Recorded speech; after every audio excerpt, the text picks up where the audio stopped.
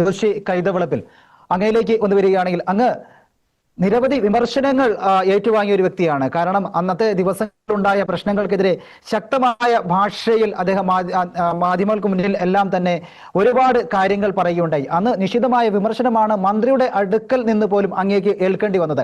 ഇപ്പോൾ ഇങ്ങനെ ഒരു വിധി വന്നപ്പോൾ ആദ്യ പ്രതികരണം എന്താണ്? ശ്രീ ജോഷി കൈതവിളപ്പിൽ. സത്യമേ ജയിക്കൂ, സത്യം മാത്രമേ ജയിക്കൂ. അതുകൊണ്ടാണ് ഇങ്ങനെ ഒരു വിധി ഉണ്ടായത്.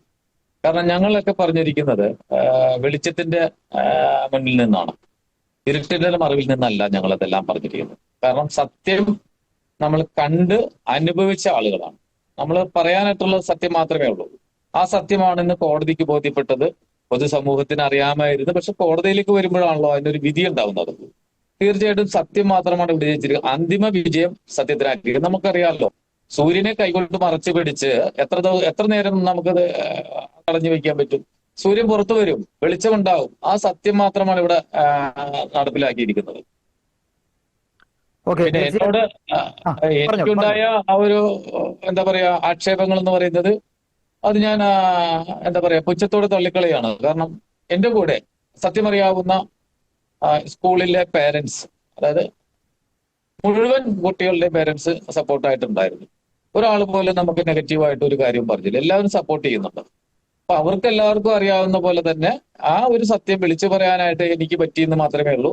ആ ഒരു നിയോഗം എനിക്കുണ്ടായി എന്ന് മാത്രമേ എനിക്ക് പറയാനുള്ളൂ. മറ്റെല്ലാം ഈ പറയുന്ന പൊതുസമൂഹം കണ്ടിട്ടുള്ള കാര്യങ്ങളാണ്. എനിക്ക് അവിടുത്തെ സാഹചര്യം ഒന്ന് അറിഞ്ഞാൽ കൊള്ളാവുന്നുണ്ട്. ഇപ്പോൾ ഒരു നീതി നമുക്ക് ലഭ്യമായിരിക്കുകയാണ്. ഇതിനു മുൻപ് 2 കുട്ടികളെ സ്കൂളിൽ നിന്ന് മാറ്റുകയും ചെയ്തു. ബാക്കിയുള്ള പേരൻസ് ഒക്കെ എന്താണ് അവരുടെ കാര്യങ്ങൾ എങ്ങനെയാണ്? അവർ സ്കൂളിൽ നിന്ന് കുട്ടികളെ മാറ്റുന്നതിനോ അങ്ങനെ എന്തെങ്കിലും ഉള്ള നിലപാടുകൾ എടുക്കുന്നുണ്ടോ? എന്താണ് അങ്ങേക്ക് തോന്നുന്നത്? അങ്ങേക്ക് പറയൂ. എനിക്ക് പറയാനുള്ള ഈ വിഷയത്തില് 2 പേരൻസിൽ 3 കുട്ടികൾ. ഇപ്പം ഒന്ന് ഈ വിഷയം ഉണ്ടാക്കിയ കുട്ടി, അതെ, മറ്റു അവരുടെ ബന്ധുക്കളായിട്ടുള്ള 2 കുട്ടികൾ. അങ്ങനെയാണ് ഞാൻ മനസ്സിലാക്കുന്നത്. ഇവരുമായിട്ട് ബന്ധപ്പെട്ട ബന്ധുക്കളാണ് എന്നുള്ളതാണ് അറിയാൻ കഴിഞ്ഞത്. അത് മറ്റിടങ്ങളിൽ നിന്ന് അറിഞ്ഞതാണ്, കൃത്യതയില്ല. എങ്കിലും ഞാൻ മനസ്സിലാക്കുന്നത് അങ്ങനെയാണ്. അവരൊഴികെ എല്ലാവരും, എല്ലാ ആളുകളും, എല്ലാ പേരൻസും നമുക്ക് ഒറ്റക്കെട്ടായിട്ട് പിന്തുണ നൽകിയിട്ടുണ്ട്. ഒരു കാരണവശാലും ഇതിൽ നിന്ന് പിന്തിരിയാൻ പാടില്ല എന്നുള്ള ഒരു എന്താ പറയുക ഒരു നിർദ്ദേശവും കൂടി നടത്തുന്നുണ്ട്. കാരണവശാലും ഈ വിഷയത്തിൽ നിന്ന് പിന്നോട്ട് പോകരുത്, പിന്നോട്ട് പോയാൽ ഞങ്ങളുടെ കുട്ടികളെ മാറ്റും എന്നുള്ള നിലപാട് അറിയിച്ച പാരന്റ്സുകളുമുണ്ട്. അതായത് ഒരു കുട്ടിക്ക് വേണ്ടിയോ അല്ലെങ്കിൽ 1-2 കുട്ടികൾക്ക് വേണ്ടിയോ നമ്മുടെ കൃത്യമായിട്ടുള്ള ഒരു അച്ചടക്കം ലംഘിക്കപ്പെടാൻ പാടില്ല എന്നുള്ള ഒരു നിർദ്ദേശവും മറ്റ് പാരന്റുകളിൽ നിന്ന്, അവരുടെ മാതാപിതാക്കളിൽ നിന്ന് ഞങ്ങൾക്ക് ലഭിച്ചിട്ടുണ്ട്. അപ്പൊ അതിന്റെയൊക്കെ ഒരു സപ്പോർട്ടാണ് ഈ ഒരു വിജയത്തിന്റെ. അതുകൂടാതെ എനിക്ക് ഇതിനകത്ത് ചേർത്ത് പറയാനുള്ളത്, നിരവധിയായിട്ടുള്ള വിഷയങ്ങൾ വിദ്യാഭ്യാസ വകുപ്പിനുണ്ട്. ഞാൻ വിദ്യാഭ്യാസ വകുപ്പിനെ അടച്ചാക്ഷേപിക്കുകയല്ല. എന്നിരുന്നാലും അത് പറയാതെ പോകാൻ പറ്റില്ല. ഒരു ഫോൺ കോളിന്റെ അജ്ഞാത ഫോൺ കോൾ, അവർ പറയുന്നത് മുഖ്യമന്ത്രിയുടെ ഓഫീസിൽ നിന്ന് വന്നിരുന്ന ഫോൺ കോൾ എന്നാണ്.